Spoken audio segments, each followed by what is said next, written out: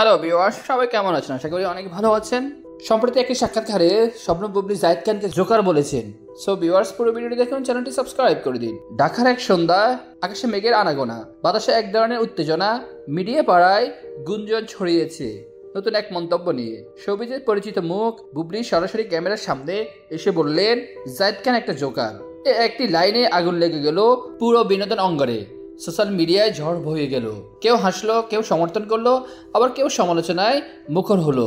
কিন্তু যাকে নিয়ে এই বিতর্ক, সে জাহিদ খান তখনও নিশ্চুপ। অপরিচিত নাম্বার থেকে জাহিদ খানকে ফোন দেওয়া হলো। কল রিসিভ করতে ওপাশ থেকে গম্ভীর স্বরে একজন জিজ্ঞেস করলো, আপনি কি আসলেই জোকার? জাহিদ খান খানিকটা চুপ থেকে বললেন, কে বলছেন? আপনার এক ভক্ত। আপনার পক্ষে না, আবার বিপক্ষেও না। আমি শুধু জানতে চাই, আপনি এই মন্তব্যে কি নিয়ে ভাবছেন? জাহিদ খান দীর্ঘ নিঃশ্বাস ফেললেন।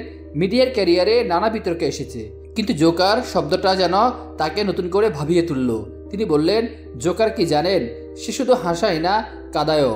সে বাস্তবতার কষ্টের মুখোশ পরে মঞ্চে দাঁড়ায়। তাহলে আপনি মেনে নিচ্ছেন? আমি মেনে নিচ্ছি যে এই ইন্ডাস্ট্রি নিজে একটা সার্কাস, আর আমরা সবাই এখানে কোনো না কোনো ভাবে জোকার। ওপাশ থেকে আর কোনো উত্তর এলো না, কল কেটে দিল।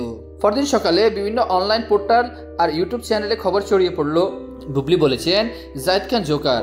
সঙ্গে বিশ্লেষণ, বিতর্ক, মিমের বন্যা। ইন্ডাস্ট্রির অনেকেই নীরব ছিল। কেউ কেউ ব্যঙ্গ করলো, আবার কেউ কেউ জাহিদ খানের পাশে দাঁড়ালো। শাকিব খানের এক ঘনিষ্ঠ বন্ধু বললেন, জোকার না হলে কি এত আলোচনায় থাকতে পারতেন? এদিকে বুবলি নিজের বক্তব্যের ব্যাখ্যা দিতে গিয়ে বললেন, আমি হাস্যরসের মধ্যে দিয়ে বলেছি, কিছু মানুষ এটাকে বড় করে দেখছে, কিন্তু মিডিয়া তো এভাবে চুপ করে বসে থাকার জিনিস না। কয়েকদিন পর এক প্রেস কনফারেন্স ডেকে জাহিদ খান সাংবাদিকদের সামনে এলেন। তার পরনে ছিল কালো স্যুট, চোখে কালো সানগ্লাস। মাইক্রোফোনের সামনে দাঁড়িয়ে তিনি বললেন, হ্যাঁ আমি জোকার, কিন্তু প্রশ্ন হলো এই ইন্ডাস্ট্রিতে কে নয়?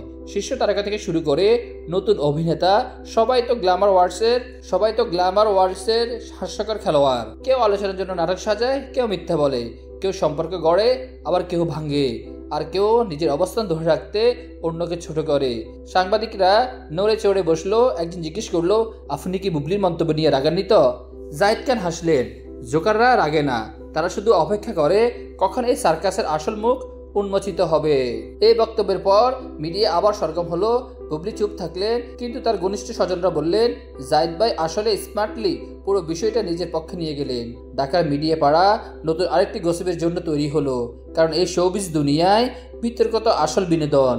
ভিউয়ার্স, আপনাদের কি অভিমত তা অবশ্যই কমেন্ট সেকশনে পাঠিয়ে দিবেন। পরবর্তী আপডেট পেতে আমাদের সাথেই থাকুন, চ্যানেলটি সাবস্ক্রাইব করে দিন। ধন্যবাদ।